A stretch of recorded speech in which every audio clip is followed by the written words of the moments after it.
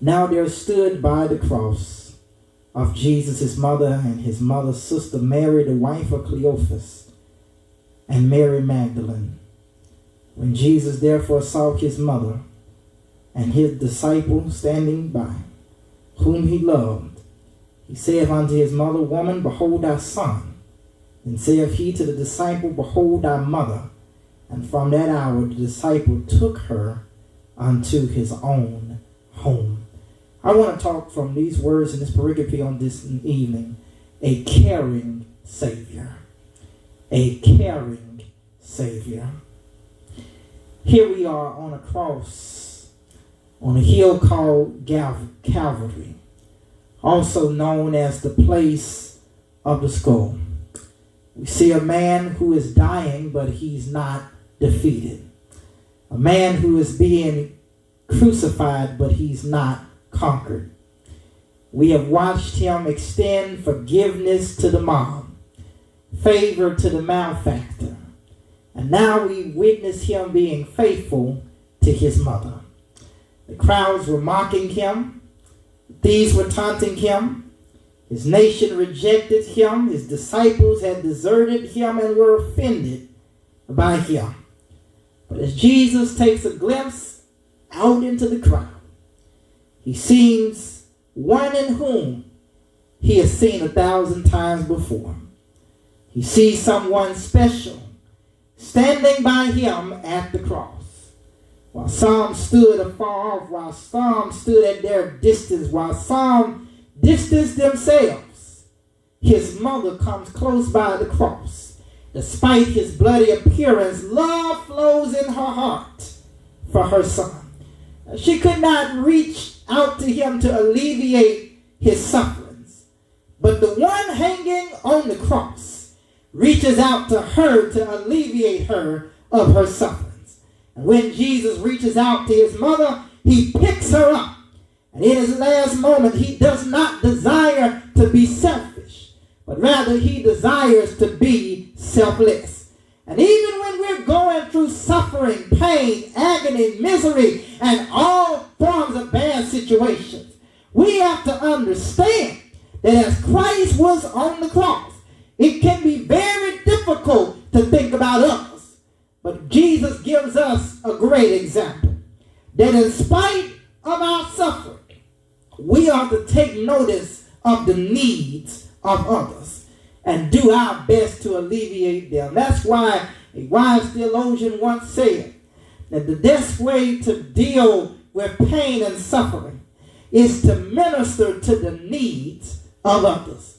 I want to encourage you tonight that we see a caring Savior because, first of all, he has faithful followers.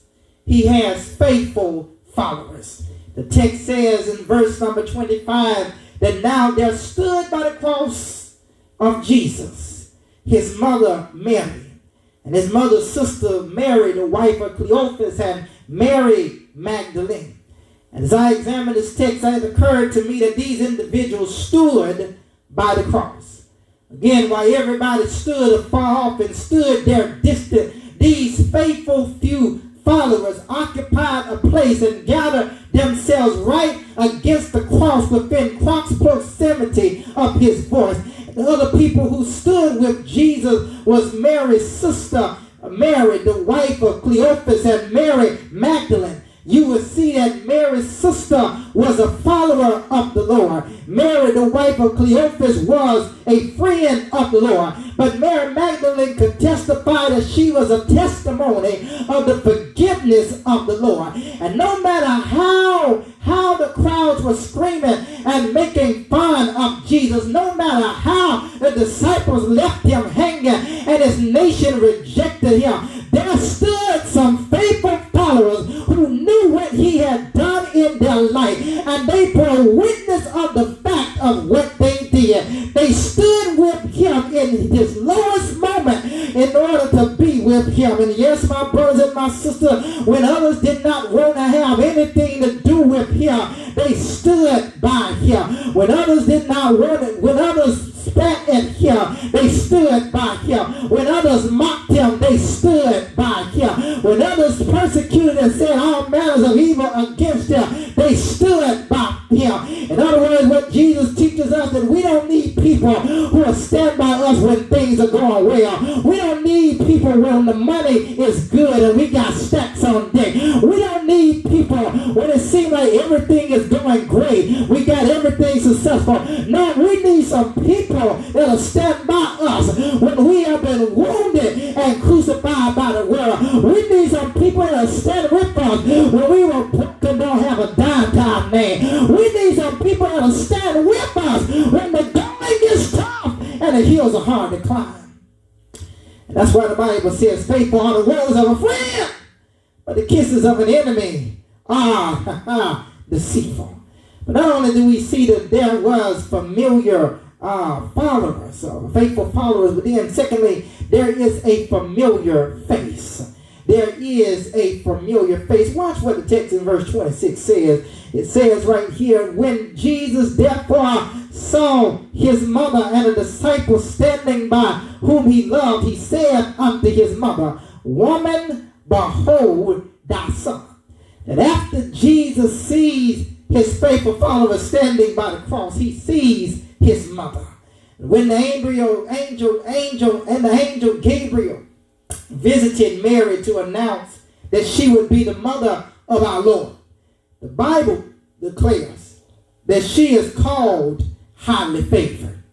And I discovered that just because you've been highly favored from the Lord does not mean that you will be exempt from suffering. Doesn't mean you will be exempt from struggle. Does not mean you will be exempt from pain. Does not mean you will be exempt from the devil and his imps. She experienced slander upon her name, went through scrutiny upon her name, and in fact, the more favor that you receive from heaven, the more hell you'll experience from earth. Let me say that one more time. Somebody didn't catch that. The more hell you receive, the more favor you receive from heaven, the more hell you'll suffer on earth. And his mother's face was the first familiarity to him in his human life because Mary was there. And as any mother who would see their child suffering, Mary was pained, she was grieved, she was baffled, she was helpless, and she felt some type of way. But through the pain and the suffering, Jesus shows respect to his mother by greeting her with a term of endearment, and he says, Woman, behold your son. Now, according to the Jewish culture, the oldest son was to provide care for his mother when the husband or father of the house was no longer present, no longer around to take care of the mother. And so Jesus did not forsake his duties as a son, when he began his ministry as the Son of God. No, he realized that even though he is getting ready to die, he does not put his mother in the hands of his 4 half-brothers or his 2 half-sisters because they did not believe in him as Lord. But moreover, he decided that he was going to commit his mother to the loving and providing care of John. And so many times I discovered we can put ourselves in the situation, get ourselves caught up into some debauchery and mischief, face some issues, and put ourselves in some stuff that we feel that Jesus is so busy running the universe, spinning the planets, answering a lot of prayers, that he does not have time to do the things that we want him to do, and he does not care, and he's not concerned about us. But let me drop this little tweet from heaven that no matter how busy he is, no matter how much he's doing, you ought to be assured and very assured that Jesus is a loving and tender caring for your need. He cares so much that the Bible declares, for we have not a high priest which cannot be touched with the feelings of our infirmity. And I ought to have some folks up in here that could testify that Jesus cares about you. He would not put you in a situation that you can't get yourself out of. He'll find a way to be a way out of nowhere. He'll find a way to be bread when you're hungry. He'll find a way to give you water when you're thirsty. Is there anybody up in here on by verse that can thank God that he will take care of you? He will show some love. He will do what he got to do in order to help you do what you got to do. Not only must we see that they were faithful followers. Not only does he notice a familiar face, but here is the last point, and I'm done. I hope and pray that I was able to help somebody in here tonight. But there is a final admonition to his faithful friend.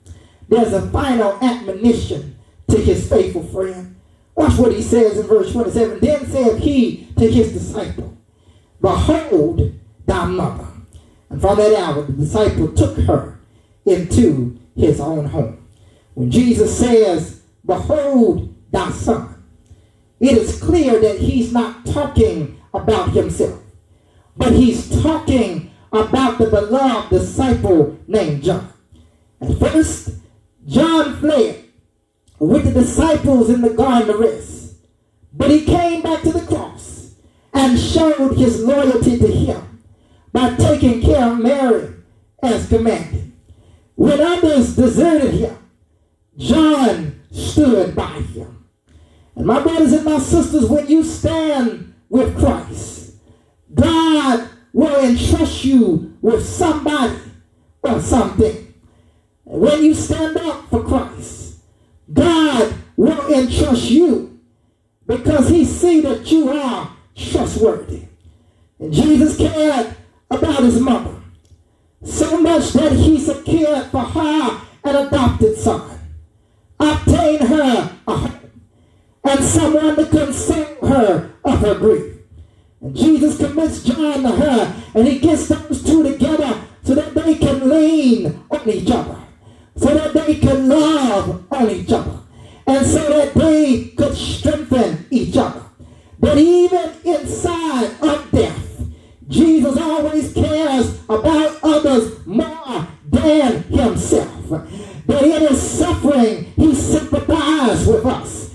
In his crucifixion, he cared for us. In his pain, he pardoned and prepared us. And in his crisis, he was compassionate just for us. And if Jesus could see after the needs of his mother, you ought to be grateful on tonight that he can take good care of you.